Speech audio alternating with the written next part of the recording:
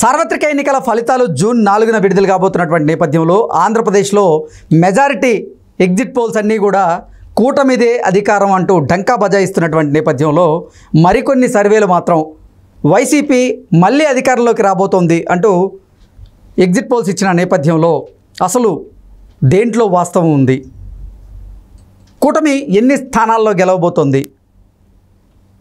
అసలు ఉత్తరాంధ్రలో కూటమి క్లీన్ స్వీప్ చేయబోతోంది, వైసీపీకి అక్కడ 2-3 స్థానాలకు కూడా వచ్చే అవకాశం లేదు అంటూ ఎగ్జిట్ పోల్స్ ఇచ్చినటువంటి నేపథ్యంలో ఈ అంశం మీద మనం విశ్లేషణ చేసుకునేటువంటి ప్రయత్నం చేద్దాం. ప్రస్తుతం మనతో పాటు ఉన్నారు తెలుగుదేశం పార్టీ అధికార ప్రతినిధి సూర్యదేవర్ లత గారు. లత గారితో మాట్లాడదాం. లత గారు నమస్తే అండి. నమస్తే. లత గారు, ఆంధ్రప్రదేశ్లో కూటమి అధికారంలోకి రాబోతుంది అంటూ ఎగ్జిట్ పోల్స్ అన్నీ డంకా బజాయిస్తున్న నేపథ్యంలో కొన్ని ఎగ్జిట్ పోల్స్ మాత్రమే వైసీపీ అధికారంలోకి వచ్చే అవకాశం ఉందంటూ చెప్తూ ఉన్నాయి. ఉత్తరాంధ్రలో ఈసారి కూటమి క్లీన్ స్వీప్ చేయబోతుంది, కేవలం వైసీపీ 1-2 స్థానాలకు మాత్రమే పరిమితం కాబోతుందంటూ కొన్ని ఎగ్జిట్ పోల్స్ అయితే తేల్చి చెప్పాయి. ఏంటి అసలు ఆంధ్రప్రదేశ్లో మీ కూటమి అధికారంలోకి రాబోతోందా? ఒకవేళ వస్తే ఎన్ని స్థానాలతో రాబోతోంది? ఉత్తరాంధ్రలో పరిస్థితి ఎలా ఉండబోతుంది అంటే ఏం చెప్తారు? అంటే ఉత్తరాంధ్రలో అయితే అనుకున్న దానికి అంటే గతంలో కన్నా కూడా ఎక్కువ మెజారిటీ వచ్చే అవకాశం ఉంది. మెజారిటీతో కూడా కలిపి నేను చెప్తున్నాను, మెజారిటీ రావచ్చు, ఎక్కువ మంది ఎమ్మెల్యేలు గెలిచే అవకాశాలు కూడా ఉన్నాయి. ఎందుకంటే విజయనగరం కానివ్వండి, శ్రీకాకుళం కానివ్వండి, వైజాగ్ కానివ్వండి, ఈ 3 చోట్ల ఎప్పుడు కూడా పార్టీ అక్కడ పటిష్టంగానే ఉంది. గతంలో కూడా అంటే ఈ 19 ఎలక్షన్ పక్కన పెడితే అంతకుముందు నుంచి కూడా ఎప్పుడు తెలుగుదేశం పార్టీ ఉన్న దగ్గర నుంచి కూడా పటిష్టంగా ఉండే ప్లేస్ అది. సో అలాంటి చోట అంటే మనం ఎర్రనాయుడు గారి టైం నుంచి తీసుకున్నా ఇప్పటి వరకు కూడా ఆయన మొత్తం అటుపక్క అంతా కూడా ఉత్తరాంధ్ర మొత్తం కూడా హ్యాండిల్ చేసేవాళ్ళు ఎర్రనాయుడు గారు. సో ఇప్పుడు వాళ్ళ కొడుకే కానివ్వండి, వాళ్ళ తమ్ముడు అయిన అచ్చెన్నాయుడు గారే కానివ్వండి, వీళ్ళందరూ కూడా అక్కడ గట్టిగా పట్టున్న నాయకులు అవ్వటమే కానివ్వండి, ఇంకా గంటా గారు, ఇంకా మనకు ఉత్తరాంధ్రలో పెద్ద నాయకులందరూ కూడా ఉన్నారు గతం నుంచి ఉన్న వాళ్ళు కూడా. సో వాళ్ళందరూ కూడా మంచిగా పట్టు సాధించడం ఒకటి జరిగింది. ఇంకొకటి వైసీపీ వైఫల్యాలు, వాళ్ళందరూ అంటే మనకు స్పీకర్గా చేసిన ఆయన మాటలే కానివ్వండి, అంటే ప్రజల్లో ఒక వ్యతిరేకత కూడా వచ్చింది.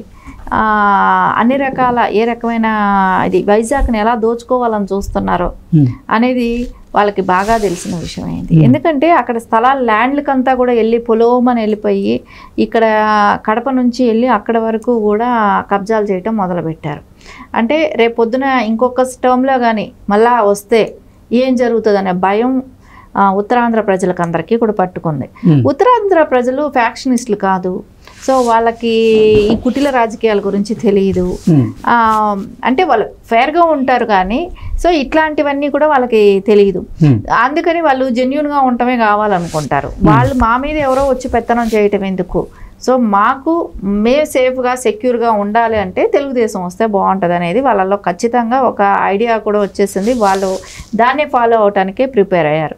అందుకే కానివ్వండి, చూడండి మీరు రిజల్ట్స్ వచ్చిన తర్వాత కూడా, అంటే ఎగ్జిట్ పోల్సే కాదు రిజల్ట్స్ వచ్చిన తర్వాత కూడా చూడండి, ఉత్తరాంధ్ర అయితే క్లీన్ స్వీప్ చేసే అవకాశం స్పష్టంగా కనపడుతుంది. ఎగ్జిట్ పోల్స్ అన్ని ఎగ్జాక్ట్ పోల్స్గా మారే అవకాశం ఉందా అంటే ఏం చెప్తారు? ఎగ్జిట్ పోల్స్ అంటే ఇప్పుడు వాళ్ళ పార్టీకి ఏదో కొన్ని పెద్ద లేదు కానీ ఏదో కొన్ని వాళ్ళకి చెప్పడం జరిగింది వైసీపీకి, కానీ తెలుగుదేశంకి ఎక్కువ మోతాదు అయితే మెజారిటీ ఎగ్జిట్ పోల్స్ అన్ని కూడా కూటమి వైపే ఉన్నాయి.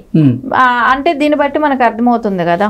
సో ఎక్కువ భాగం తెలుగుదేశంకి, అది కూడా అంటే ప్రజల్లో నుంచి ముందు నుంచి మాకున్న స్పందన తెలిసిన ఇదే కానివ్వండి, స్పందన ఉండటం తెలుగుదేశంకి ఓట్ బ్యాంక్ అనేది ఎక్కువ పోల్ అయింది అనేది కూడా మాకు అర్థమైన విషయమే. సో ఈ అంటే వైఫల్యాలు కూడా మనకు తెలిసిన విషయమే. వైఫల్యాల గురించి గతం నుంచి చెప్తూనే ఉన్నా అవే చెప్పాల్సి వస్తుంది. కానీ వైఫల్యాలు అంటూ జగన్మోహన్ రెడ్డి వైఫల్యాలు మనకు తెలిసిందే. ఎందుకంటే కుటుంబం నుంచి చెల్లి తల్లి వీళ్ళందరూ కూడా పక్కకు వచ్చి లాస్ట్ అంటే రేపు పోల్ అవుతుందనంగా కూడా విజయమ్మ గారు పెట్టిన మెసేజే కానివ్వండి, ఎక్కడ కూడా వాళ్ళ కొడుక్కి ఓటేమనేది కూడా ఒక తల్లిగా ఒక ఆశీర్వాదం కూడా లేదన్నట్టే అనిపించింది కొడుక్కి. అంటే ఒక తల్లి ఓటేయడానికి భయపడి పారిపోయిందంటే ప్రజలందరూ అర్థం చేసుకుంటారు కదా, నా కొడుక్కి ఈడుంటే నేను నా కొడుక్కి ఓటేయాలి, అలాంటి ఓటు నేను ఎందుకు వాడుకోవాలి అని చెప్పేసి ఆవిడ వెళ్ళిపోయినప్పుడు దీని అంతటికీ కూడా జగన్మోహన్ రెడ్డి చేసిన అరాచకాలు ఇవన్నీ కూడా ప్రజలందరికీ తెలిసిన విషయం. అందుకే సార్వత్రిక ఎన్నికల్లో కూటమి ప్రభంజనం సృష్టించబోతోంది 125 స్థానాలకు పైగా గెలవబోతుంది అంటూ మెజారిటీ ఎగ్జిట్ పోల్స్ అయితే చెప్తున్నటువంటి నేపథ్యంలో వైసీపీ నాయకులు మాత్రం అసలు మాకు రాయలసీమలో ఉన్నటువంటి 52 అసెంబ్లీ స్థానాలు, అలాగే ప్రకాశం జిల్లాలో ఉన్నటువంటి 12 అసెంబ్లీ స్థానాలు, నెల్లూరులో ఉన్నటువంటి 10 అసెంబ్లీ స్థానాలు, అంటే 74 అసెంబ్లీ స్థానాల్లో మాకు అక్కడే మేజర్గా 50కి పైగా అసెంబ్లీ స్థానాల్లో మేము గెలవబోతున్నాం, దాంతోపాటుగా ఉత్తరాంధ్రలో మేము సత్తా చాటబోతున్నాం అంటూ వారు చెప్తున్నటువంటి నేపథ్యంలో అధికారం మాదే అంటూ డంకా బజాయిస్తున్నారు. అంటే exit polls, major exit polls ఏమో కూటమి వైపు ఉంటే వారు మాత్రం ఇలా ఎనాలిసిస్ చేసుకునేటువంటి ప్రయత్నం చేస్తూ ఉన్నారు. ఏంటి దీన్ని అసలు ఎలా చూడాలి? ఒక విషయం ఆలోచించండి. నెల్లూరులో ఎంతమంది రెడ్లు మారిపోయారండి, పార్టీ మారారు, ఎంతమంది కేడర్ మారిపోయారు. సో నెల్లూరులో గతంలో వచ్చినట్టు వస్తుంది అనుకోవటం మటుకు కష్టం. అందుకే వాళ్ళు ఆ 74 అసెంబ్లీ స్థానాలకు గాను 50 అసెంబ్లీ స్థానాలు మేమే కొట్టుకుంటాం అనేటువంటి ధోరణిలో వాళ్ళు ఉన్నారు. అట్లా లేదు. సో ఇంకోటి అనంతపూర్లో సో ఎప్పుడు కూడా టీడీపీ, సో అది ఉండేది. సో ఇప్పుడు అదే ఉంటుంది. సో కడపలోనే అంటే చేంజ్ రావడానికి కారణం కడప జిల్లాలో సో షర్మిల గారు చేంజింగ్ తీసుకువచ్చారు. కర్నూలు కూడా డైవర్ట్ అంటే మార్పు కోరుకున్నారు. మార్పు కోరుకోవటానికి కారణం ఏంటంటే అభివృద్ధి. సో ఖచ్చితంగా అభివృద్ధి లేదు కాబట్టి వాళ్ళు మార్పు. ఇంకా చిత్తూరు జిల్లాలో అంటే వాళ్ళకి అక్కడ కూడా ఏ రకమైన అవకాశాలు లేకపోవటమే కానివ్వండి. ఇప్పుడు రాయలసీమ జిల్లాలకు నిజంగా వైజాగ్ వరకు క్యాపిటల్ సిటీ అంటే ఎవ్వరికి ఇష్టం ఉండదు రాయలసీమ జిల్లాల్లో. ఎందుకంటే ఈ చివరి నుంచి ఆ చివరి వరకు వెళ్ళాలంటే 1.5 రోజు ప్రయాణం వాళ్ళకి. అంత కష్టంగా ఎవరు వెళ్తారండి? అదే అమరావతిలో ఉంటే వాళ్ళకి 8 గంటలు, అంటే కుప్పం దగ్గర నుంచి తీసుకున్న ఒక 8 అవర్స్ జర్నీ ఉంటుంది.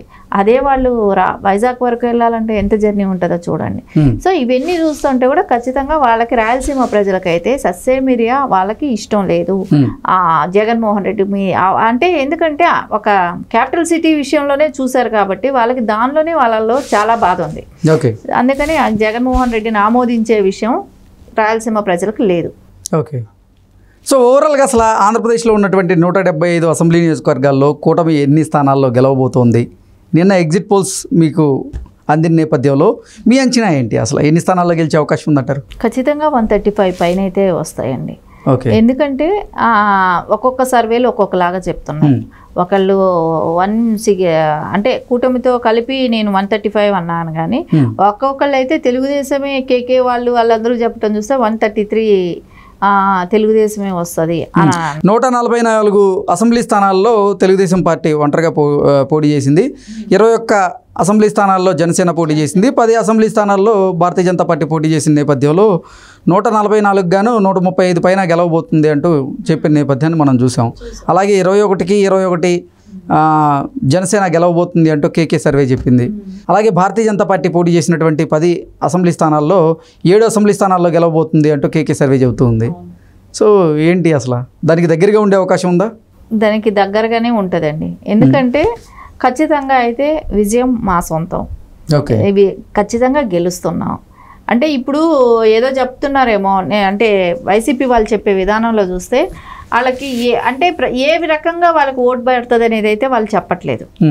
వాళ్ళు ఏ రకంగా మాకు ప్రజలు ఓటేస్తారు అనే దానికంటే 3 రాజధానులు కడతానన్నాడని ఓటేస్తున్నారంటారా? సంక్షేమం అని అంటే సంక్షేమంలో సగం ఇచ్చి సగం వీళ్ళు పంచుకుంటున్నారని వేస్తారా? దేనికోసం వేస్తారనేది వాళ్ళకి క్లారిటీ లేదు. మేము దేనికోసం మేము ఓటు అడుగుతున్నాం, దానికి మార్పు ఏది కోరుకొని వేశారు ప్రజలు అనేది దానికి మాకు ఒక అవగాహన ఉంది. సో ఖచ్చితంగా వాళ్ళందరూ కూడా తెలుగుదేశం పక్కనే ఉన్నారు. ఖచ్చితంగా 135కు పైనే గెలిచే అవకాశం స్పష్టంగా ఉంది. ఓకే అండి, థ్యాంక్ యూ.